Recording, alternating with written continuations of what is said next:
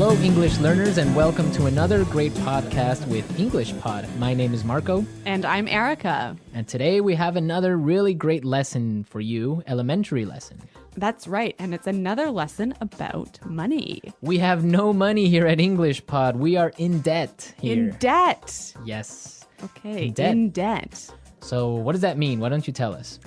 If I owe you money, I'm in debt. In debt. In fact, I think I am in debt to you.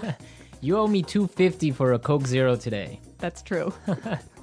All right. Okay, so let's get started. Let's take a look at our vocabulary preview.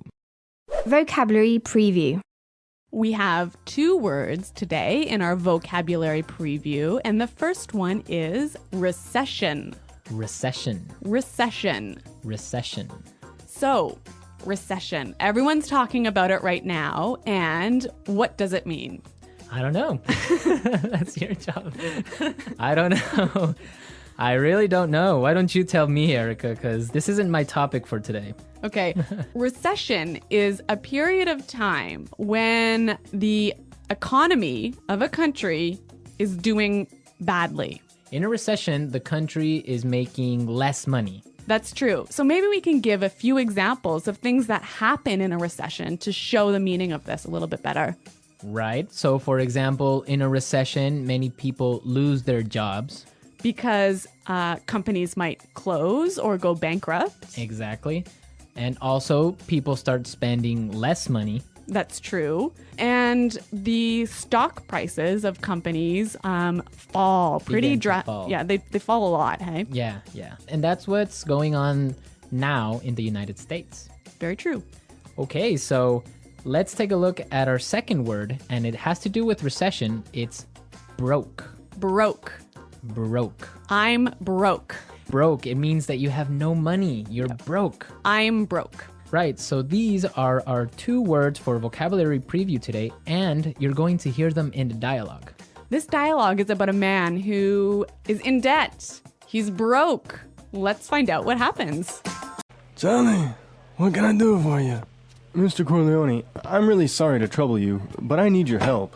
Anything for you, Johnny. Your father was like a brother to me. Well, sir, you see, this recession has hit me pretty hard. I lost my job and I'm in a lot of debt. I see. Yeah, you know, I've got credit card bills, car payments, I've got to pay my mortgage, and on top of all that, I have to pay my son's college tuition. So you're asking for a loan? Well, I just thought maybe you could help me out. What? At a time like this? I'm broke too, you know. You're not the only one who's been hit by the recession. I lost half my money and the stock market crashed. Go on, get out of here. Okay, so that was a bit unexpected. Yeah, that was certainly strange. He didn't go to the bank to ask for money, did he? No, he went to the mob, and the mob is broke. Oh no, you know it's a bad recession when even the mob runs out of money. All right, so why don't we start by looking at our language takeaway. Language takeaway. All right, so for today's language takeaway, we have 4 words from the dialogue, which we think are really important. Yes, so why don't we start with the first one? Loan. Loan. Loan. Loan.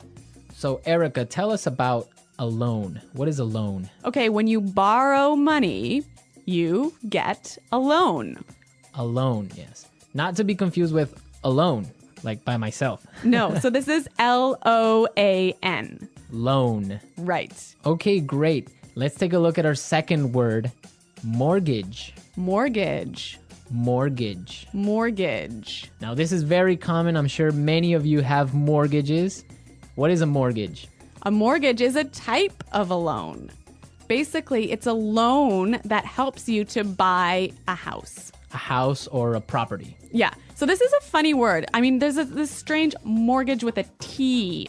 Yeah, it has a T in it, but you don't pronounce it. You say mortgage. Mortgage. So not mortgage. Not mortgage. Mortgage. Mortgage. Yeah, I had trouble spelling that one for this lesson, so I learned it well now. Okay. Let's move to our third word today. Hit me pretty hard. Hit me pretty hard. Hit me pretty hard. Hit me pretty hard. I think we have some examples that will help us understand this phrase. Example 1. My divorce hit me pretty hard. I'm so depressed. Example 2. This cold has hit me pretty hard. I've been in bed for a week. Example 3. The news of Fluffy's death hit me pretty hard. I've been crying for days. Okay, so that's a lot clearer. Yeah. Great. Why don't we take a look at our last word for language takeaway? Tuition. Tuition. Tuition. Tuition. So this is the money you have to pay to your school so that you can study there. Right. Usually it's in college, right, or university. Yeah, but sometimes in some countries you have to pay tuition for public school. Okay, great. So it's time to listen to our dialogue again, and it's going to be slower so we can listen to all the words that we just talked about. Hello, I'm here to see Mr. Corleone. Right this way, sir. Charlie, what can I do for you? Mr. Corleone, I'm really sorry to trouble you, but I need your help. Anything for you, Charlie. Your father was like a brother to me. Well, sir, you see, this recession has hit me pretty hard. I lost my job, and I'm in a lot of debt. I see. Yeah, you know, I've got credit card bills, car payments. I've got to pay my mortgage, and on top of all that, I have to pay my son's college tuition. So you're asking for a loan? Well, I just thought maybe you could help me out. What? At a time like this? I'm broke too, you know. You're not the only one who has been hit by the recession. I lost half my money in the stock market crash. Go on, get out of here.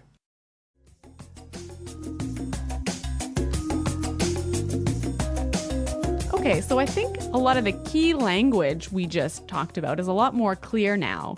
But you know, I also noticed some really interesting phrases in this dialogue. Yes, I did too. So let's start with Fluency Builder. Fluency Builder. Fluency Builder is a tool that we use to help you sound more native. Right, so you can sound more natural when you're speaking. So we take a really common phrase and we show you some great natural ways of expressing that same idea. Exactly, and today we have 3 of these examples. Let's start with the first one. So this phrase we use when we want to ask somebody, "Can I help you?" What can I do for you? What can I do for you? Yeah, that sounds really, really polite and really natural. Right, so instead of saying, can I help you, or, I don't know, what do you need? We can just say, what can I do for you? Exactly. Great. So let's move to our second phrase. This phrase we use when we need something, when we want to say, I'm sorry to bother you. Or, I'm sorry to interrupt. Okay, let's listen. I'm really sorry to trouble you. I'm really sorry to trouble you. I'm sorry to trouble you. This phrase might be a little bit more difficult to understand how it's used, but we've got some examples. Yes, so let's listen. Example 1. Can I trouble you for a moment? I just need you to sign this form for me. Example 2. I'm sorry to trouble you, but may I go home early today? Example 3. Can I trouble you for a pen? Mine is not working anymore. Okay, so now let's take a look at our last phrase for Fluency Builder. On top of all that. On top of all that. On top of all that. This is a really useful phrase. Marco, how would you use it? Well, for example, today I lost my job, Oh no. my car got stolen, Oh my God. and on top of all that, my girlfriend broke up with me. That was a terrible day. It was. But don't worry, you can use this phrase also in a positive way. That's true. You could say, so today was a really great day. It was my birthday and all my friends came to visit me, and on top of all that, I got a million presents. That is a great day. So you can use on top of all that in this way. It's like, and also. And also, yeah. Yeah, so on top of all that. So we are ready to listen to our dialogue a third time. We can hear all the words that we just talked about and all the phrases, and you'll definitely be able to understand a lot better now. Charlie, what can I do for you? Mr. Corleone, I'm really sorry to trouble you, but I need your help. Anything for you, Charlie. Your father was like a brother to me. Well, sir, you see, this recession has hit me pretty hard. I lost my job and I'm in a lot of debt. I see. Yeah, you know, I've got credit card bills, car payments, I've got to pay my mortgage, and on top of all that, I have to pay my son's college tuition. So you're asking for a loan? Well, I just thought maybe you could help me out. What? At a time like this? I'm broke too, you know. You're not the only one who's been hit by the recession. I lost half my money and the stock market crashed. Go on, get out of here. Today's dialogue was all about being in debt, right? Yes. And different people have different attitudes or different viewpoints on being in debt. Yes, that's true. For example, in North America and in Canada, it's a really common thing. Yeah, it's actually almost good to be in debt. It's more than good, it's necessary to be in debt. That's right. Unless you have a history of being in debt and regularly paying off your debts, you can't actually borrow money. You can't get a mortgage. You can't get a car loan so you can buy a new car. Right, that's called a credit history. So you must have a good credit history in order to be able to, like you say, buy a car or buy a house. Yeah, and you know, the funny thing is, when I was in university, maybe I was 18 years old, the first thing that happened at university was, you know, banks came to our university and started offering you credit cards. So you can get a credit card when you're 18, no problem. And not only do they offer you credit cards, they give you like free gifts if you sign up for a credit card. I know they really want you to have a credit card. Of course, they want you to spend more money. That's the trick. Yeah, but you know what? It's totally different. In Europe, for example, I used to live in Switzerland, and they're really careful with debt. Like, it's a bad thing to be in debt. Well, yeah, I mean, it's bad to be in debt, definitely. For example, if I want to have a credit card in Switzerland, and let's say I want to have a limit of 500 francs that I can spend every month, I need to put in my bank account 700 francs before I can even spend that credit card money. So it's totally opposite from North America. Well, yeah, I mean, in North America, it's crazy the way that people are in debt, and it's showing now with the recession, right? Yeah, that's true. So everyone be sure to handle your money carefully. Don't be in debt unless you really, really have to.